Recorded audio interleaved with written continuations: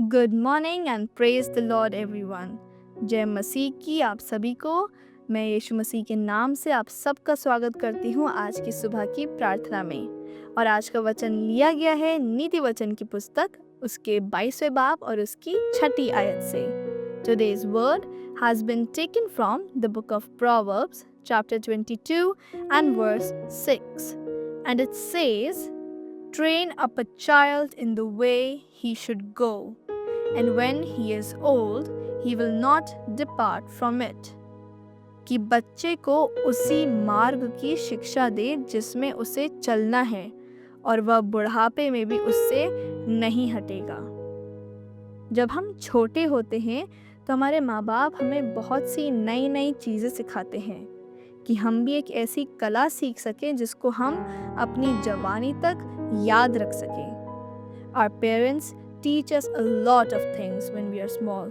They want us to explore every field, whether it be music, playing the instruments, or doing arts, so that when we grow old, we do not forget these things.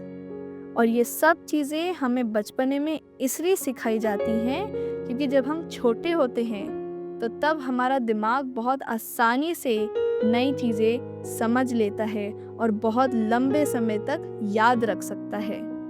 Because when we are small, our brain is still growing and can easily adapt information and learn new things. और इसी वजह से Bible सारे माता पिताओं के लिए कहती है कि बच्चे को उसी मार्ग की शिक्षा दे जिसमें उसे चलना है, और वह बुढ़ापे में भी उससे नहीं हटेगा। और विश्वासी होने के नाते हमारा ये काम है कि हम अपने बच्चों को एक सही मार्ग की शिक्षा दें, और वो सही मार्ग यहोवा है। और बाइबल आगे कहती है कि वह बुढ़ापे में भी उससे नहीं हटेगा। और इसका मतलब ये है कि अगर हम बच्चों को यहोवा के बारे में और उसकी भलाई के बारे में बताएंगे तो जब वो जवान होगा और जब जब दिक्कतें उसके सामने आएंगी तो तब वो खुदा के वचनों को और उसके वायदों को याद रखने पाएगा।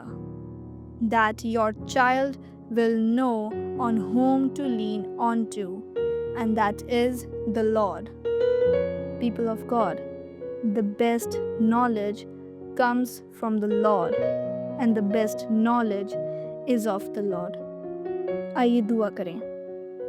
पिता, आपका धन्यवाद करते हैं आज के इस खूबसूरत से वचन का, जो बताता है कि कैसे हम अपने बच्चों को एक सही मार्ग की शिक्षा दे सकते हैं। और उस मार्ग की शिक्षा कोई और नहीं पर आप हैं। और जो भी माता पिताएं इस दुआ को सुन रहे हैं तो वो इस वचन को ग्रहण करने पाएं, और सबसे पहली शिक्षा उनके बच्चों को मिले तो वो आपकी शिक्षा हो, और आपके मार्ग में चलने पाए, और कभी ना भूल सके कि वो अकेले नहीं हैं पर आप उनके साथ सदैव हैं। और वो जब भी अपने जीवन के मार्ग में खो जाए तो आप उनकी रोशनी बनकर उनका रास्ता बन जाएं।